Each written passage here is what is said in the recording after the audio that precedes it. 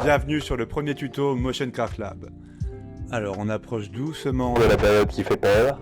et donc je me suis dit, quoi de mieux que d'animer des citrouilles comme premier tuto. Allez, c'est parti. Et on se retrouve maintenant sur Illustrator, donc là vous pouvez voir les différentes citrouilles, on va en animer 4. J'ai fait un premier travail déjà de préparation sur Illustrator afin de séparer chaque élément. Et donc je retrouve une de mes citrouilles, ok, et je les ai toutes séparées en 4. Parce que ça me paraissait plus simple pour les travailler, et ça faisait vraiment une animation pour les 4. Alors maintenant on va regarder la section projet. Donc là vous voyez qu'il y a deux dossiers, composition principale et Illustrator. Donc sur Illustrator on va retrouver tous les fichiers Illustrator. Et dans composition principale vous allez trouver les 4 citrouilles. Il suffit simplement de double-cliquer sur une des 4 afin de pouvoir la retrouver. Je commence par la citrouille 1. Les premières étapes, ça va être de parenter les différents éléments entre eux, pour que lorsque je bouge la citrouille, chaque élément vient avec elle. Et donc pour ça, je vais tous les sélectionner et je les parente tous à la citrouille. Ce que je vais faire, c'est que chapeau derrière, je vais le parenter au chapeau devant. Ok, donc regardez, si je bouge, là on voit que ça fait vraiment un mouvement de chapeau avec le chapeau qui bouge, quoi. Ensuite, il y a l'œil droit, l'œil gauche, le nez et la bouche qui sont bien évidemment parentés à la citrouille. On va la faire apparaître depuis le centre de l'écran. Pour ça, je commence par le placer à peu près au milieu. Alors pour être sûr de bien être au milieu, je vais dans cette catégorie ici, titre action sécurisée, et je clique là-dessus. Ça permet de voir par rapport au centre de l'écran où est-ce qu'on est. Et maintenant, l'autre étape à faire, sélectionner l'outil déplacement arrière afin de pouvoir bouger le point d'ancrage. Et le point d'ancrage, je vais le mettre à peu près à la base de la citrouille, donc c'est-à-dire vers la bouche, vers ici. Si je la tourne, elle va tourner par rapport à ce point-là.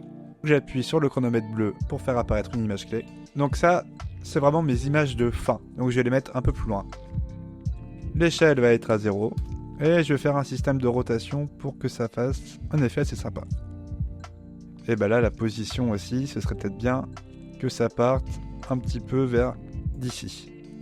Pour que ça fasse cet effet-là d'apparition de citrouille. Donc là, on voit que c'est un peu trop lent. Je vais rapprocher mes premières images. Voilà, déjà on commence à voir quelque chose qui est pas trop mal. Ensuite, deuxième élément qui est extrêmement important sur After Effects, il y a la fameuse touche F9. F9 qui permet de modifier les images clés comme ceci et qui va fluidifier le mouvement. Regardez, le mouvement est beaucoup plus sympa. Mais pour aller plus loin, parce qu'on va toujours essayer d'aller plus loin, ça va être de sélectionner les images clés et de faire en fait une troisième animation. Là on voit que j'ai une première animation, une deuxième animation, et donc celle de la fin je la ramène à peu près vers ici, je les amène un peu plus loin sur la timeline, CTRL-C, CTRL-V. L'intérêt de ce point là au milieu, en fait ça poursuit sa course. Ça c'est extrêmement important, cette histoire de continuité et chevauchement. On va appliquer un petit peu de flou de bouger. Je vais mettre son point de pivot à peu près ici. Regardez, du coup, si je le bouge déjà, ça fait un truc quand même pas mal.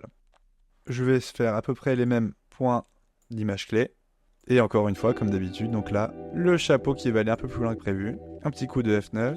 Et là, on voit que ça marche quand même mieux. Mais pour aller plus loin, là, en fait, je vais rajouter une quatrième image clé, qui sera vraiment l'image clé finale. Le chapeau, on peut même faire en sorte qu'il aille un peu plus loin.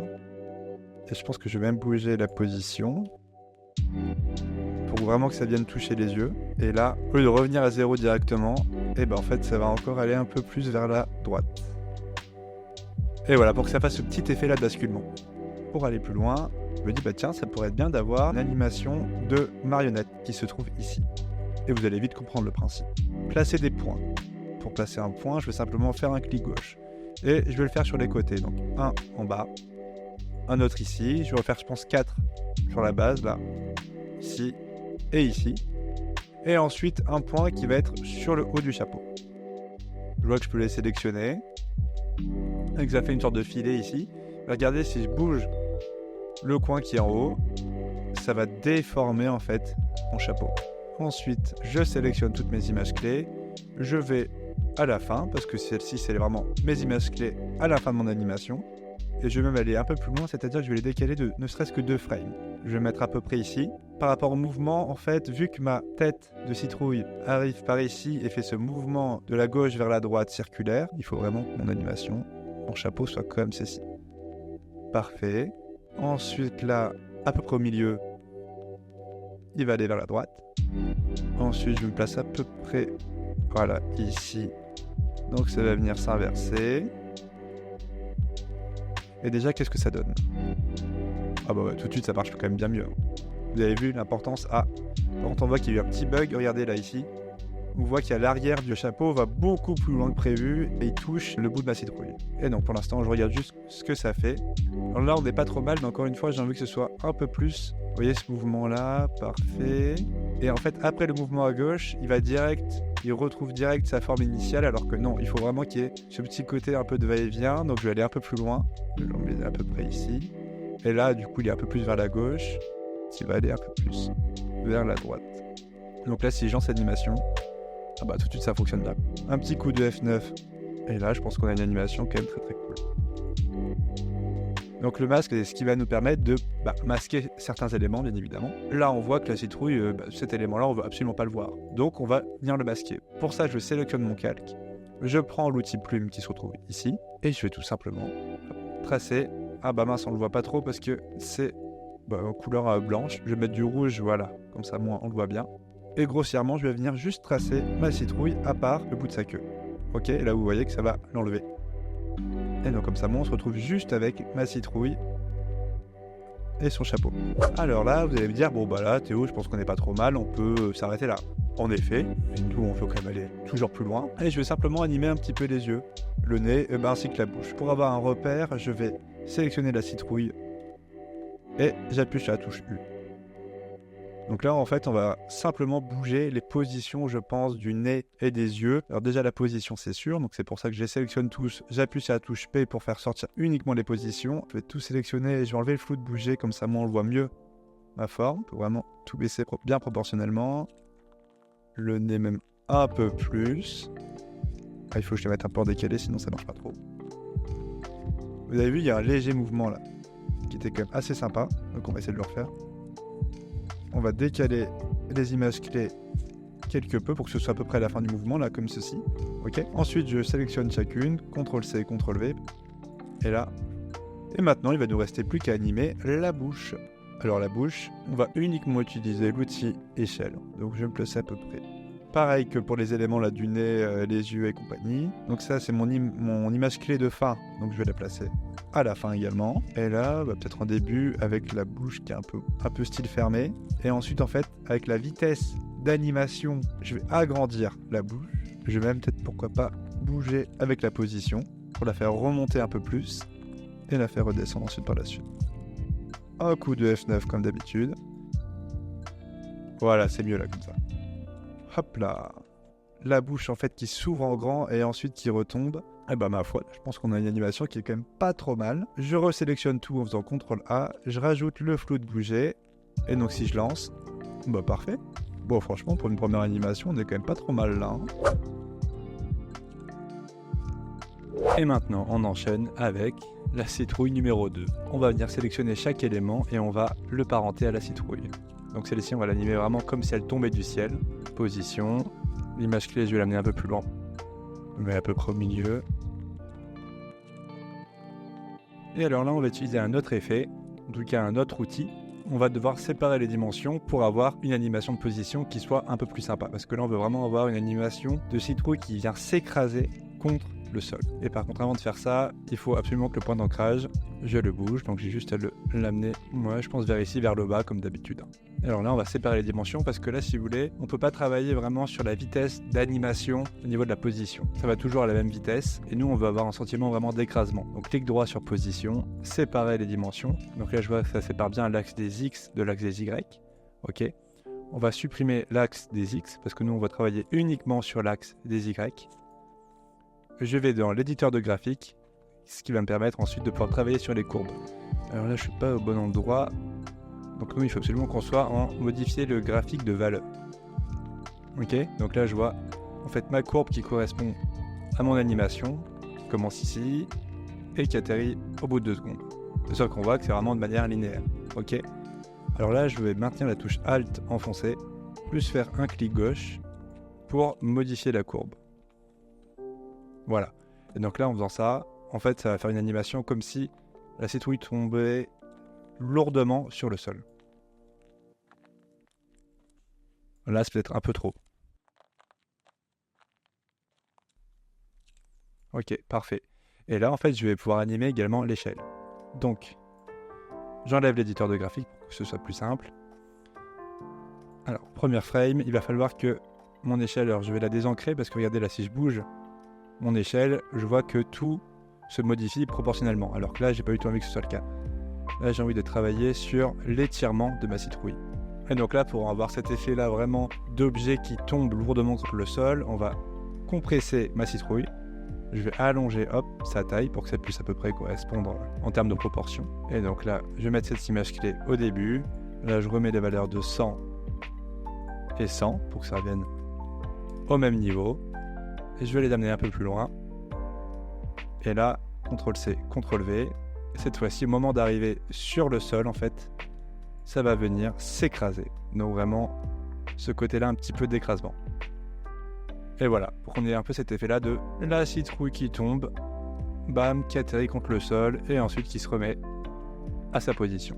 Hop, je prends toutes mes images clés, coup de F9 pour avoir une animation beaucoup plus fluide. Je vais mettre le flou de bouger, et là tout de suite ça marche. Hop, oh, ça marche très bien. Alors par contre ça, il va falloir mettre le flou de bouger, de toute façon, quoi qu'il arrive sur tout un. Et maintenant je vais venir travailler sur... Ah tiens mes yeux, bah tiens cette fois-ci je vais remonter. Donc là on va faire à peu près la même animation qu'on avait fait pour la première citrouille. Et vous voyez, là tout de suite on a une animation comme qui fonctionne bien. Bah tiens, je peux même aller encore plus loin, c'est-à-dire que là les yeux, je vais faire en sorte qu'ils soient totalement baissés, comme si la citrouille en fait fermait les yeux. Et là déjà j'ai une première animation, bah ma foi ça marche quand même plutôt bien. Et ensuite il nous reste juste un élément à animer, la petite mèche. Je vais me placer le point d'ancrage uniquement ici. Et en fait on va jouer avec la rotation. Donc là elle va rebondir, et ensuite remonter. Je pense qu'on peut encore faire un peu. Je vais me placer un peu plus loin. Elle va descendre un peu plus que 0. Et qu'est-ce que ça donne? Oh, bah c'est pas trop mal. Je sélectionne tout. Le flou de bouger pour avoir une animation beaucoup plus fluide. Et là, bah là tout de suite ça marche très bien. Avec le petit rebond là, franchement ça marche très très bien. On enchaîne avec la troisième citrouille. Alors celle-ci elle va être marrante à animer parce que là on voit qu'elle mâche des bonbons. Et bah là en fait on va devoir, quoi qu'il arrive, utiliser les masques. Donc ça tombe bien parce que je vous l'ai montré un petit peu sur la première citrouille. Mais là ce sera plus intéressant sur la troisième, ok? On va venir parenter chaque élément à la citrouille. Et ensuite là ce qu'on va faire, bah là au niveau de la joue, je pense que je vais simplement, hop, vous voyez, la faire mâcher un peu comme ceci, faire une animation un petit peu circulaire. Si je me trompe pas, bah voilà, parfait. Et ensuite, il va simplement suffire de répéter l'animation. Donc alors là, on va aller dans une autre étape. C'est bien, là je vous montre vraiment pas mal d'éléments au niveau de l'animation, parce que là on va faire une boucle. Parce que, alors là, soit on s'embête à faire CTRL-C et CTRL-V à chaque fois, c'est quand même un peu pénible, hein, on va pas se le cacher. Donc en fait, ce qu'on va faire, c'est qu'on va créer un script sur After Effects qui va permettre d'automatiser cette tâche et d'avoir vraiment le système de loop. Alors je maintiens la touche Alt enfoncée, je fais un clic gauche, et ensuite, je vais mettre loop, out, cycle. Ce qui va permettre de faire l'animation en boucle. Et regardez là, si je lance l'animation, ça fait l'effet monche-monche tout le temps. On fait pareil avec le Jou. Et bah ici maintenant, c'est ce qu'on va devoir faire au niveau de la bouche, c'est faire en sorte qu'on ait vraiment l'impression que ça marche. On va réutiliser l'outil marionnette. Donc j'en mets un à la pointe, un autre ici, puis peut-être tiens deux autres, un là et un là, ok, pour avoir cet effet là comme ça.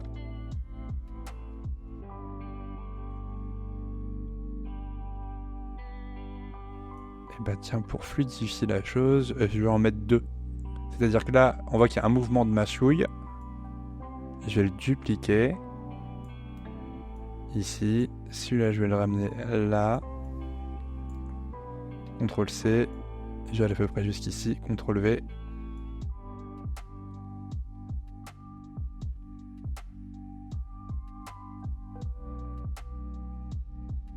Ouais, puis là ça fonctionne quand même plutôt pas mal. On va animer le nez et les oreilles, et les yeux, pardon, n'importe quoi. Hop, donc ça, j'ouvre la joue pour avoir un repère. Et donc là, je vais les monter un petit peu.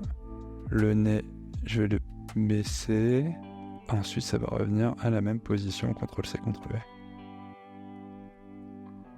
Et là, cette fois-ci, peut-être qu'on peut utiliser la touche F9 pour ajouter un petit peu de flou de mouvement. C'est pas forcément flou de bouger, mais voilà, vous voyez, voilà. Là, ça marche quand même bien mieux. Au niveau des bonbons, donc là, on va devoir rajouter l'effet du masque. Je vais dans calque, nouveau, calque d'effet. Là, vous voyez que ça m'a créé un nouveau calque d'effet qui va me servir de masque. Et là, je vais simplement faire les contours de ma citrouille. Et ensuite, je sélectionne tous les bonbons et je vais les masquer grâce à cette colonne là, application d'un cache. Alors pour ça, par contre, avant de le faire, il va falloir obligatoirement que je décoche cette case là ici pour appliquer le masque. Donc là, la forme un peu en ellipse. Donc là, on voit qu'il faut inverser et j'inverse. Et bah tiens, je vais m'amuser aussi à bouger un petit peu les bonbons. Un peu comme une machine à café où vous voyez, voilà, on imagine vraiment qu'il est en train de broyer les bonbons, donc les bonbons ils bougent à l'intérieur de lui, quoi. Et là, on va bouger la position et la rotation. Position, rotation. Ensuite, je rappuie sur U. Donc, ce qui va faire un truc comme ça. Sauf que c'est pas forcément très fluide, donc je vais juste arrondir les mouvements comme ceci, et voilà, ça fait un truc un peu circulaire. Donc là, ça fait un peu, elle passe à la broyeuse. Et ensuite, on va venir mettre un petit peu de rotation où le bonbon va tourner. Voilà, une animation un peu comme ça, je trouve que ça marche quand même plutôt bien. Ensuite, l'autre bonbon, et en fait, on va faire pareil. Le loop qui fonctionne bien. Et là, ce que je vais faire, c'est que je vais simplement, vous allez voir, décaler légèrement les images clés.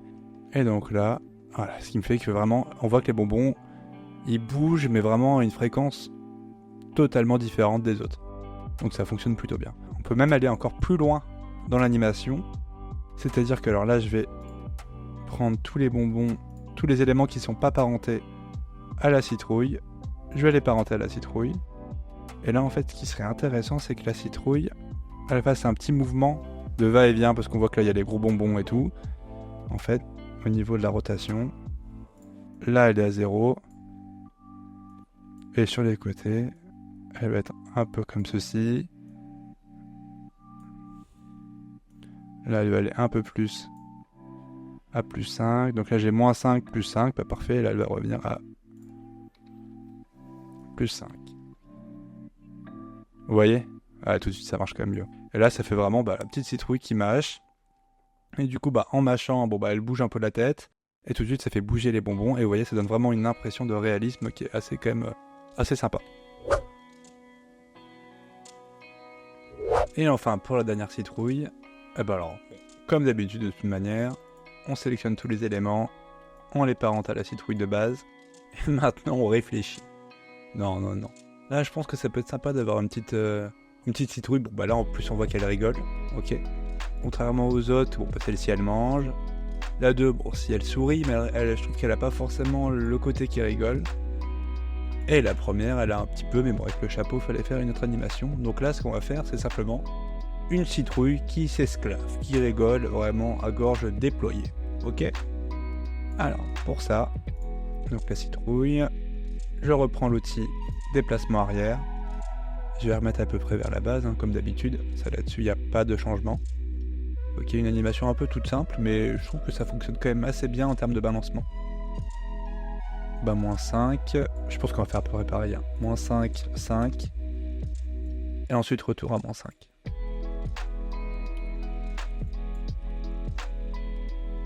Donc pour l'instant, on a ça. Je sélectionne les images clés, coup de F9, pour avoir un effet de balancement un peu plus prononcé. Et là, on peut même un peu plus le travailler au niveau de l'éditeur de graphique. Ok, c'est vrai qu'on l'avait surtout vu pour la citrouille la première, il me semble. Et là, je vais la retravailler pour la dernière citrouille. Donc là, on voit vraiment la courbe, ok. Et je vais accentuer chaque tangente. Parfait.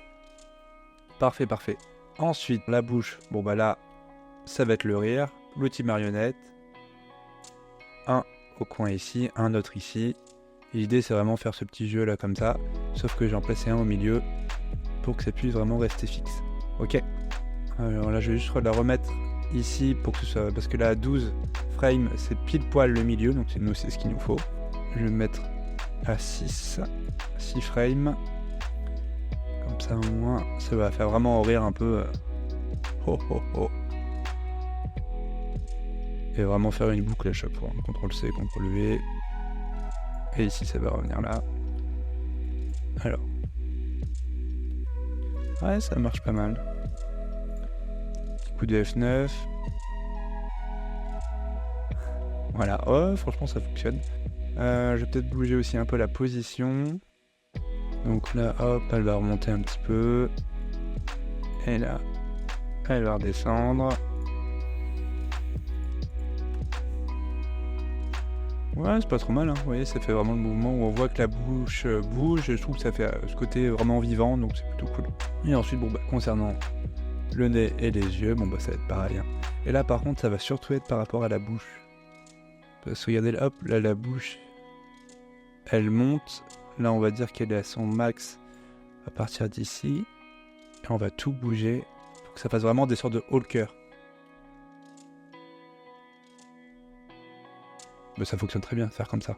Et par contre, bon, bah, le nez, hein, comme d'habitude, il faut que le nez soit un peu différent. On va avoir une animation quand même cool. Et que ça fasse vraiment un truc de vivant. Parce que sinon, on s'embête, c'est toujours la même chose. Et nous, bah, on veut pas s'embêter. Parfait. Et maintenant, bah, il ne reste plus que le nœud à animer. Donc là-dessus, bon, je pense que vous savez maintenant.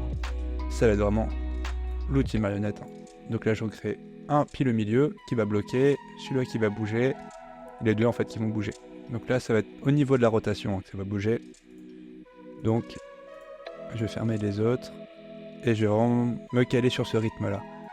Donc l'animation qui est comme ça. Donc ensuite, ça va là.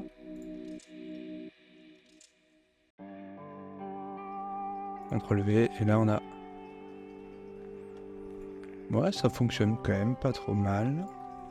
Et avoir un peu une animation en décalage aussi. Donc là, par exemple, si je bouge de 2 frames, vous voyez là, on voit là que ça fait plus fluide.